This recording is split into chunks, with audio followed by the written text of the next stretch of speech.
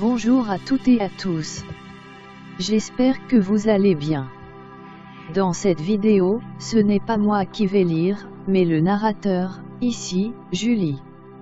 Je tiens à préciser que ces écrits sont tout droit sortis de mon imagination. J'espère que ça vous plaira. On commence sans plus attendre. Panne d'inspiration en folie. Auteur, nous sommes aujourd'hui dans une ville quelque part dans le monde, dans un immeuble où se rassemblent des personnes afin d'effectuer leurs réunions. Ces personnes appartiennent au monde de l'édition. Ils recherchent une idée pour une nouvelle bande dessinée à moins que ce soit une idée pour un nouveau manga. Approchons-nous un peu de ce bureau afin de voir ce qu'il s'y dit. Directeur, mes amis, mes compatriotes, mes frères ou sœurs, mes très chers collègues, l'heure est grave. Cela fait des semaines qu'il n'y a pas eu de nouveaux livres illustrés de sortie.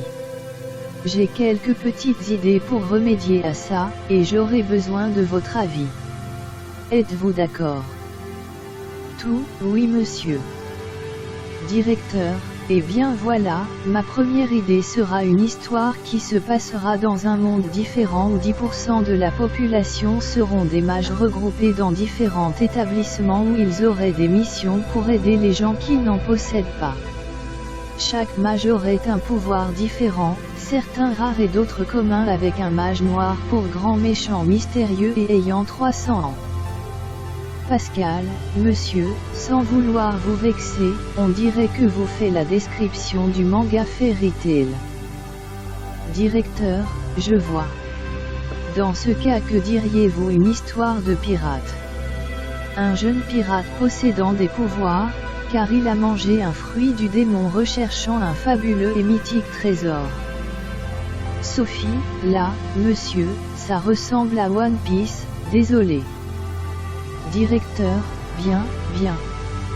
Dans ce cas, deux sœurs, qui sont des princesses, dont une des deux possède un pouvoir de glace qu'elle ne contrôle pas, plongeant tout le pays dans le froid et s'enfuyant avec sa sœur qui part à sa recherche. Georges, bien monsieur. Maintenant, on part vers la copie des contes. Là, c'est la version Disney, la Reine des Neiges. Marie, la Reine des Neiges. Libérée, délivrée, je ne mentirai plus jamais. Directeur, puis Marie, ça va. Pourquoi elle se met à chanter? Marie, libérée, délivrée, c'est décidé, je m'en vais. Pascal, ça, c'est l'effet Reine des Neiges. Je crois que sa fille l'a regardé en boucle, donc dès qu'on mentionne cet anime-là, elle pète un plomb. Marie, me voilà, oui, je suis là. Perdu dans l'hiver, le froid est pour moi le prix de la liberté. Directeur, eh oh, Marie, ça suffit. Bon, les grands moyens s'imposent. Vadret Rossotteneuse. Sors de ce corps Reine des Neiges. Marie, oups, désolé monsieur. Directeur, bon, on peut reprendre. Tout, oui monsieur. Directeur, bien, alors un journaliste à qui il arrive plein d'aventures avec son chien et son ami capitaine. Sophie, ça, c'est Tintin. Directeur, bon. Restons calmes. Des Gaulois ayant une potion magique les rendant invincibles entourés de garnisons romaines. Pascal, Astérix. Directeur, des gens dans l'espace se battant avec la force et des sabres laser. Georges, Star Wars. Pascal, Luc, je suis ton père. Georges, Noon. Directeur, ça commence à m'énerver cette histoire. Je sais des justiciers milliardaires en couple. Marie, l'amour du risque. Tout sauf le directeur, l'amour du risque, Jonathan et Jennifer les justiciers milliardaires. Directeur, bon, je crois que l'on n'arrivera à rien aujourd'hui. Fin de la réunion.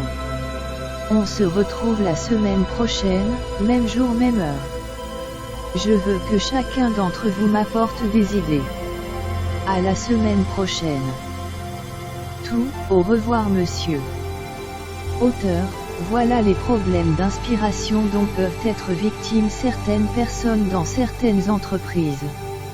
Arriveront-ils à trouver la meilleure des idées? Sauveront-ils leur honneur? Arriveront-ils à ne plus copier des œuvres déjà existantes? Eh bien, nous ne le saurons sans doute jamais.